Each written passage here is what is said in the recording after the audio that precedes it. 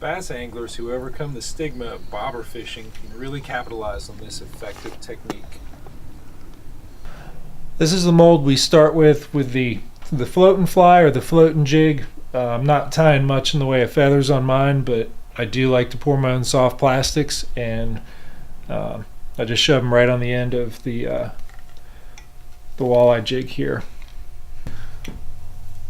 The reason I chose this particular mold is the cavity for the adhesive eyes. Now the walleye jig doesn't really come alive until you add some eyes to it. These little adhesive prism eyes do a great job just bringing this little jig head to life. Stick that little guy on there.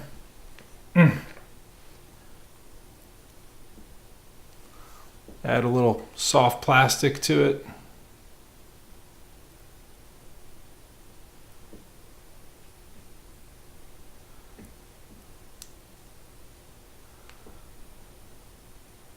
Stick that sucker right there underneath the bobber, and we're ready to rock.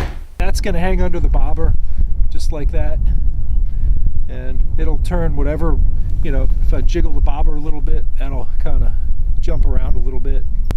Again, I'm going to use as light a weight as I can there. So bobber sizes, I will use if I can get away with the lighter bobber, I will. This one's a real nice one.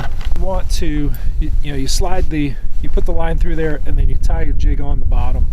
And say you want it that far below, you get it to that height, and then you tighten that little screw down, and it locks on there, and it's going to stay that deep.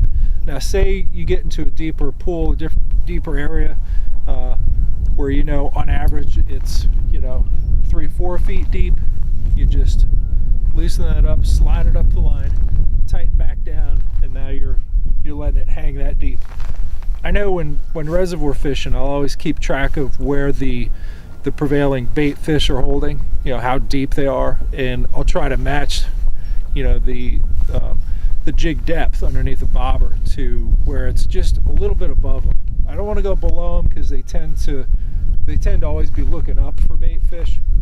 They like to get underneath the school of bait fish and eat upwards. And if you put something down below where they are, they just may never see it. Whereas if you're a couple feet above them, they're gonna move upward and try to get at it.